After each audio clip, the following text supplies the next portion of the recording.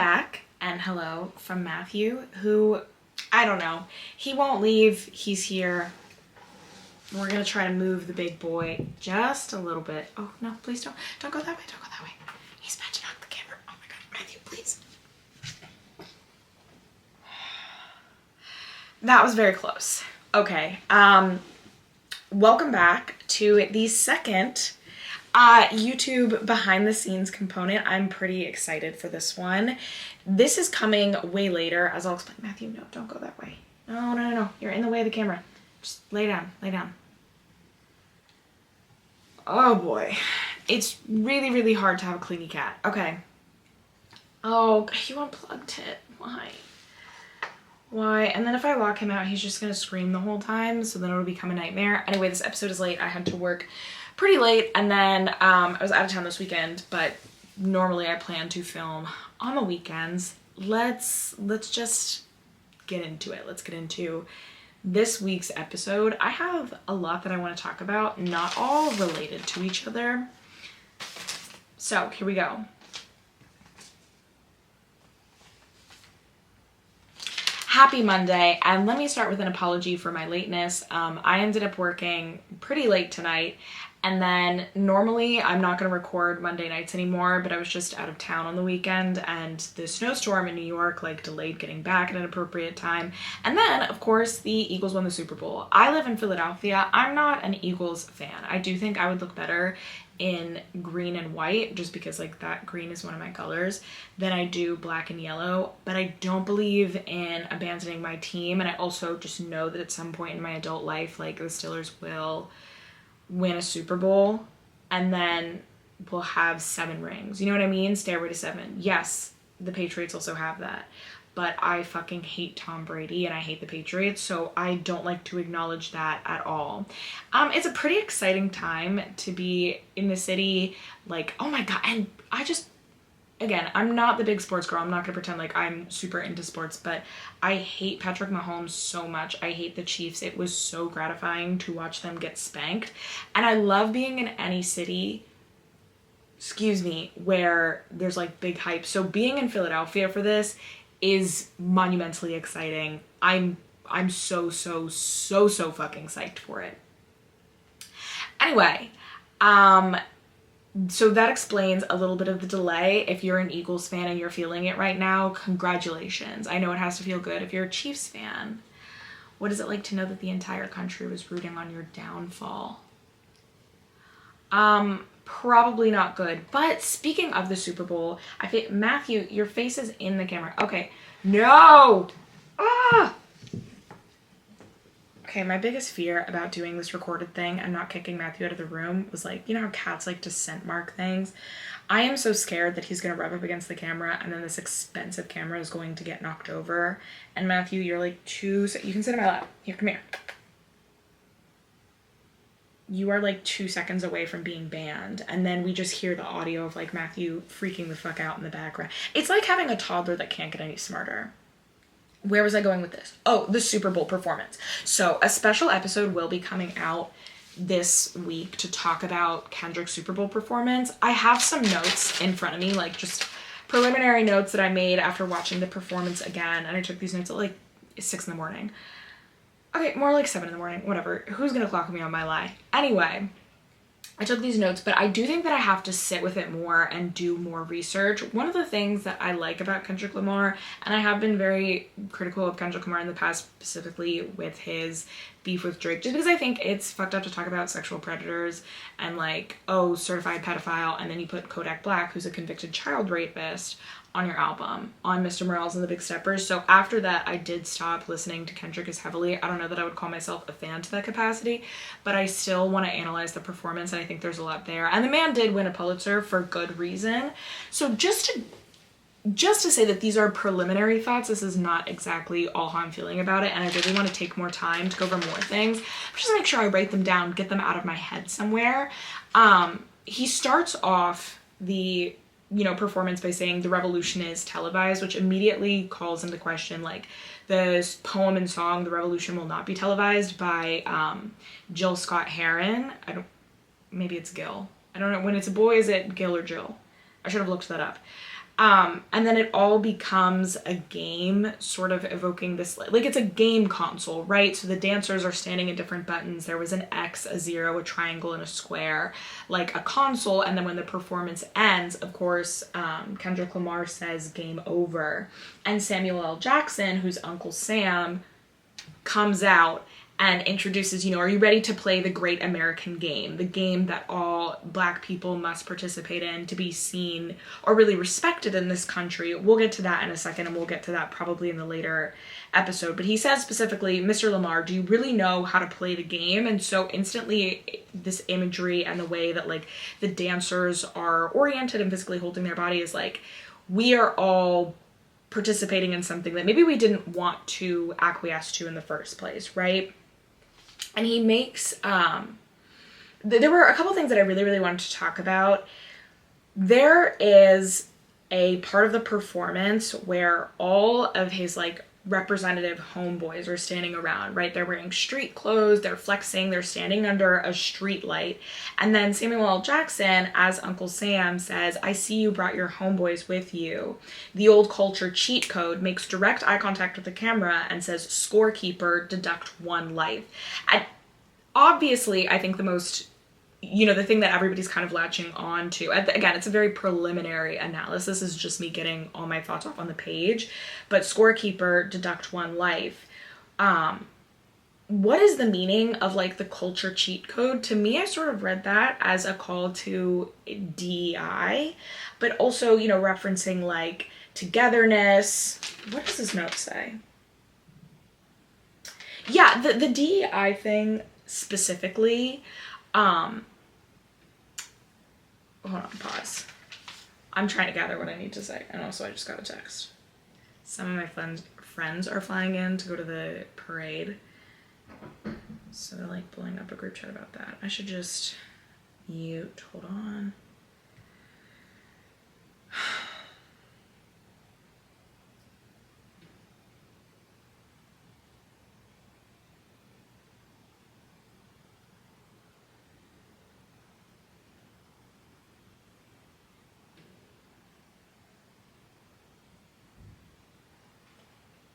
Okay. Sorry about that.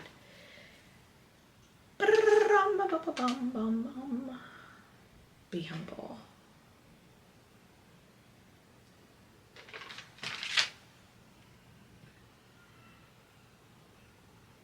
And then immediately after that, if I'm remembering correctly, he's like, he raps, why do you think you deserve the greatest of all time? But there was just something about that, the old culture cheat code.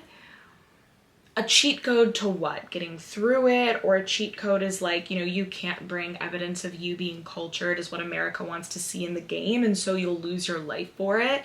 That's something that I'll be thinking a lot. That's one thing that I want to discuss. Also, when the dancers made the American flag with their body, he had dancers in 3 colors, red, white, and blue, and they formed the American flag. It's all Black men specifically who are interlocking their arms to form. Matthew? Oh, okay. Now he's taking his paw and holding my hand. They all interlock, and he won't let me raise my hands in front of him. I'm sorry, I'm so frazzled today. But the way that they go down the steps is like very much a military lockstep. I don't know. So here are the things that I'll be looking for in order to talk about this properly, and I would love your thoughts. I'm not a big gamer. Like, I love video games, but I was more so the Sims kind of gaming, not really on a traditional console. So I'm wondering, like, is X always blow up? I don't know. I have to look that up. Right by, when he's rapping in Not Like Us, Beat Your Ass or Hide the Bible When God's Watching, they all fall like dead bodies, but also the way that like pieces and players look when they're in a game that's been discarded. Like, I kind of thought about jacks, those things you roll out with like the little ball. And then he ends the rap with turn the TV off, which I think again goes back to that poem and that song that like the revolution will not be televised. And I specifically want to read the lyrics from that song as we get into it. But that is just a teaser of what's to come. And I would like to thank one Instagram user specifically. I can't talk right now. Oh, hold on.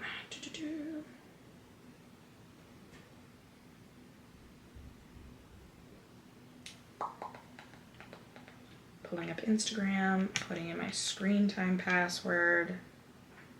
Okay.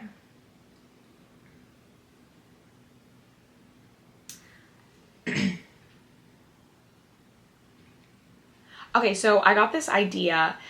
This is from a user named Typhani, and she's also the designer. I'll link her brand down below in the podcast if you want to check it out. Really cute pieces, but they wrote in their suggestions, and I wanted to give them credit for this.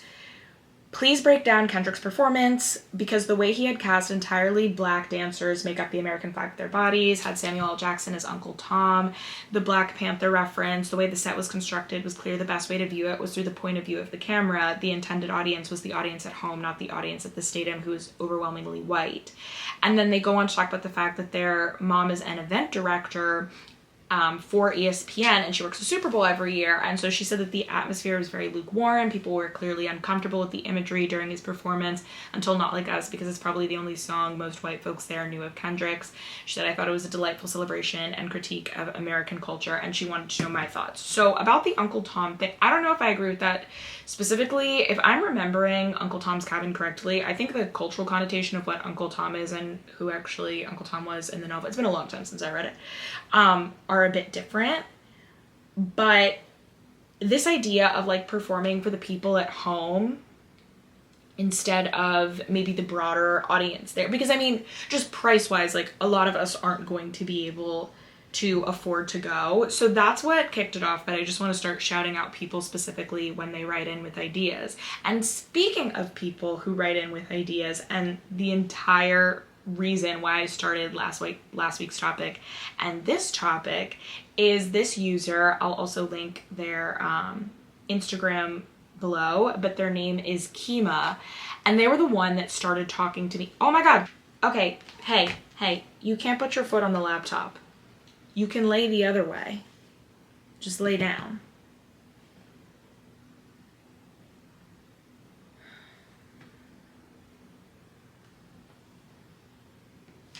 Okay.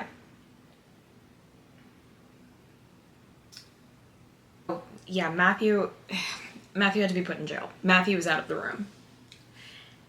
He will be screaming in the background. We're all going to move on from that.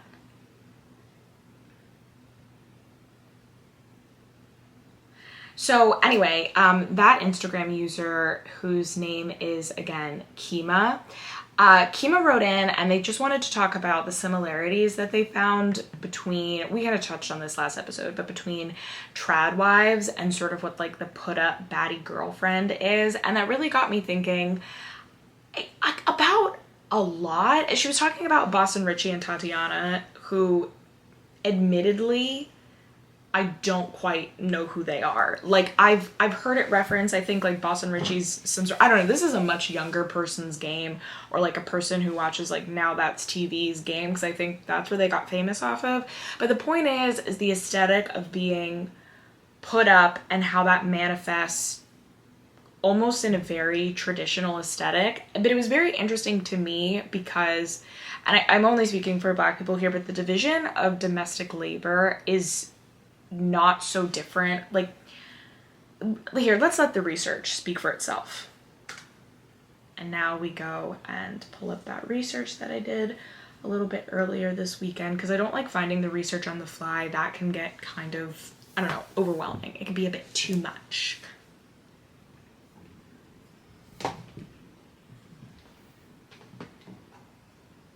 Okay, so truthfully, we're just gonna have to pivot from, my brain is fried. It's also the reason why I wanted to stop recording after work on Mondays, just because it's really, like I'm so mentally drained, and I feel like my best episodes have been one where I'm not responding to the pressures of work, and then also trying to make this.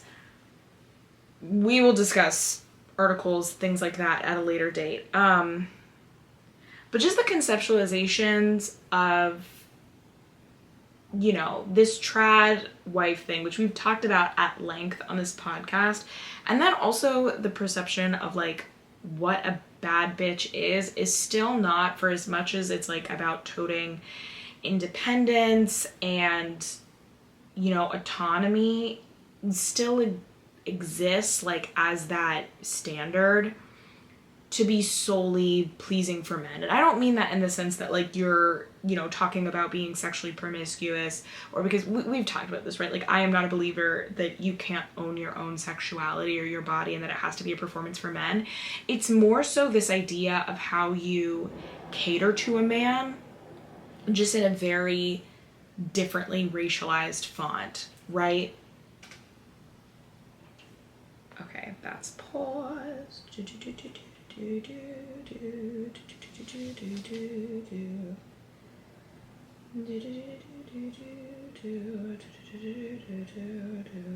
Matthew, please. Please. Spare me. Spare me. Spare me.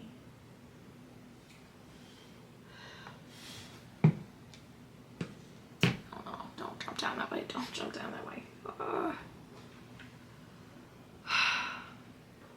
Oh, no, Matthew, please.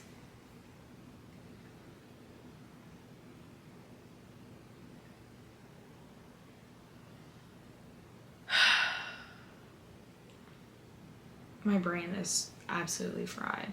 Oh my god. How much percentage do I have left on my battery? Oh god, not a lot. Okay, we really gotta wrap this up. We really gotta move through it.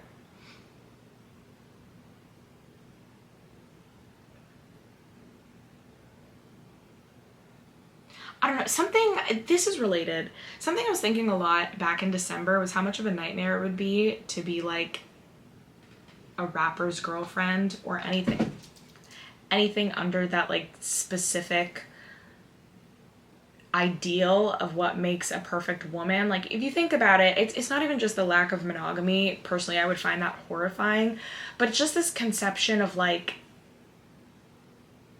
you're only an accessory. Like the connection I see between trad wives and this like idealized version of the like put up and get things from men girl, in addition to the baby voices, which we talked about, are used to play into this coquettish submission, is also just the pointlessness of the submission itself. Like I talked about this last week, how I don't know in what today's day and age, like you could truly be submitting to your boyfriend about, but just this idea that you exist only as a trophy for his worldly accomplishments, his prowess, and that your actual value is reduced to nothing. As I'm saying this out loud, did I say all that I needed to say last week and then kind of in the last 3 minutes? Because I'm saying it. Is there more to say? You know what I mean? Oh, I hope this isn't a disappointing episode. But I'm just thinking about it and like, I don't know. Give me a second.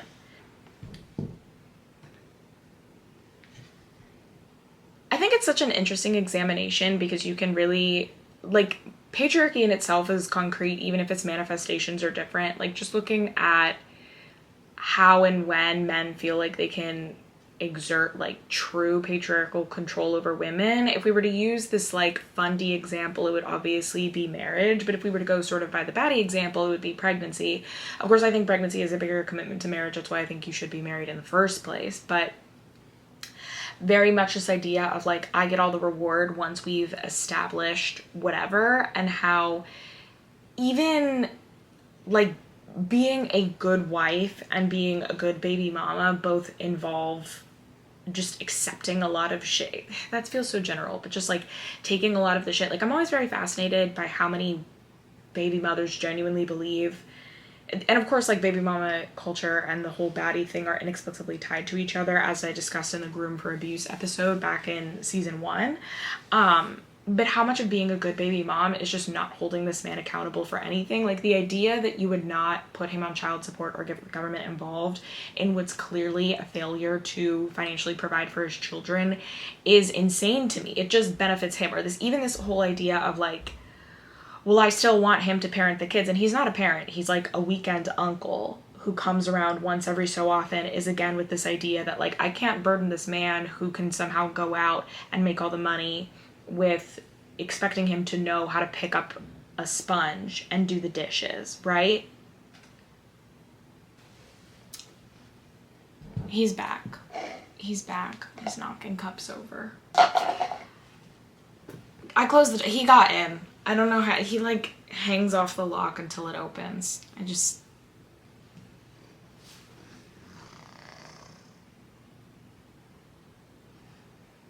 That should be the frame of this video.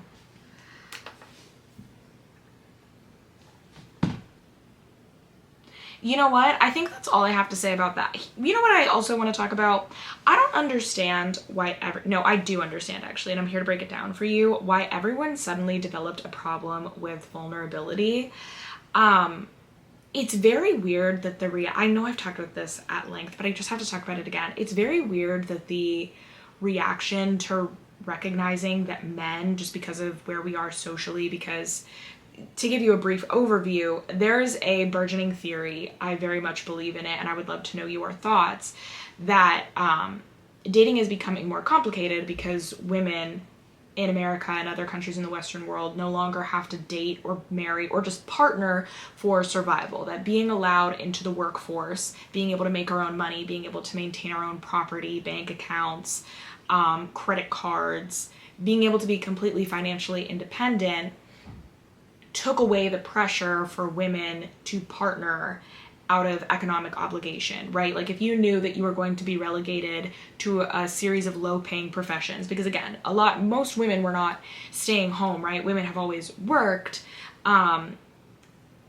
women have been working low-paying professions that were not enough to support a home, a family, in addition to the severe social stigma that, you know, existed like 70, 80 years ago for our grandmothers, certainly, as they were our ages and coming into their own if they weren't already married with kids, to really partner with a man to take care of yourself and also to make sure that you fit in socially. And as that changes, like women are beginning to increase your standards. You know, if you knew you had to partner with this guy in order to eat or make your rent this month, well, then you would very much deal with things that you wouldn't have to if you know, like, I'm only dating this guy for companionship. And men in reaction to that have gone a lot more conservative. There's some great articles, maybe that will be the recommended reading for this week, about why Gen Z men, young men in particular, are going towards religion and young men becoming more conservative. And so it's very weird to me that in reaction to recognizing that women are having a very monumentally difficult time dating, like when I'm not single, but when I was single, I had terrible times. I completely agree and empathize with any woman who's like, there's literal human feces, dead body, MRSA, a bird flu that we don't even have the name for yet in the water, and it's all the walking embodiment of a guy who won't admit that he's not even 5'10". Not that evil guys can't just also be tall, but a man who just believes that because he's a man and because he still wants to live in the world that his grandfather was, that he should get the promise of a woman who's willing to deal with all his incompetencies, and she should be flattered for the opportunity to have her time wasted and her presence graced by this man.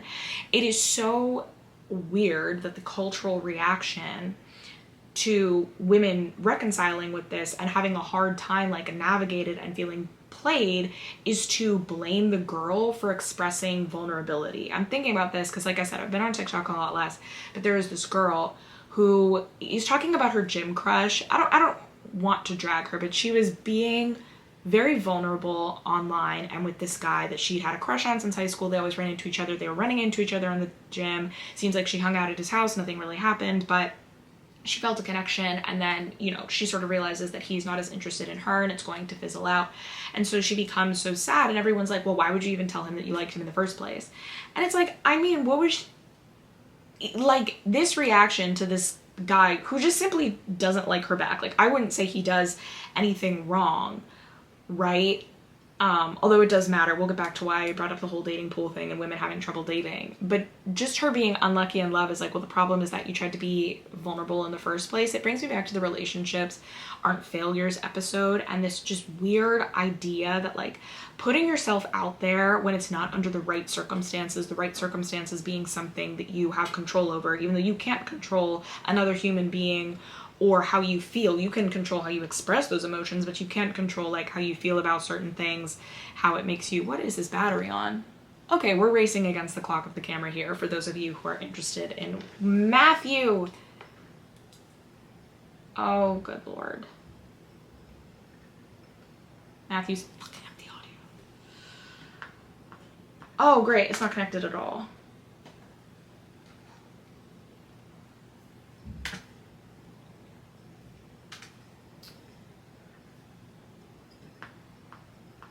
No. God, this is really not a good day. I'm having a rough Monday. Can you please just sit here?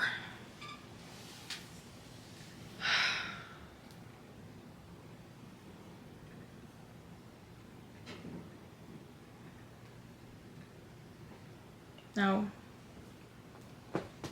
Sit. And so this idea of like women talking, wanting vulnerability and emotional companionship and connection is almost masked into this like, you didn't approach it the right way. Again, back to this idea that men are robots and that you can sort of program them to respond correctly, and that if you don't get the desired outcome, then the problem isn't the man or just the fact that, you know, not everything's meant to be and nobody's really wronged by that. Sort of what's happening in this gym situation.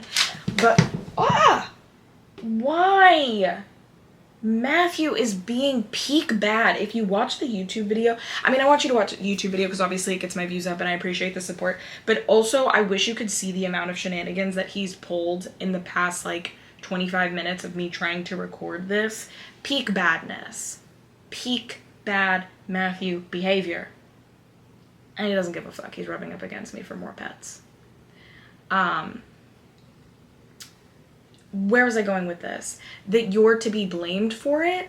It's weird how even under the guise of like female empowerment, and this sort of like buckle up girl, like be a boss, a man's opinion on whether or not you're worthy dictates if you're worthy for sympathy or whether we see your like pursuit of love or romance is worth it. Like the girls who stay with guys for a really long time, even when he doesn't propose, and they've expressed that, like, yeah, that is shitty to stay in that situation, and maybe you do have a little bit of like, I don't know if you have accountability to me, but you ought to be accountable to yourself for like not putting your foot down. At the same time though, he does fundamentally suck for like hearing you say multiple times, oh, he's leaving the room, thank God, hearing you say multiple times,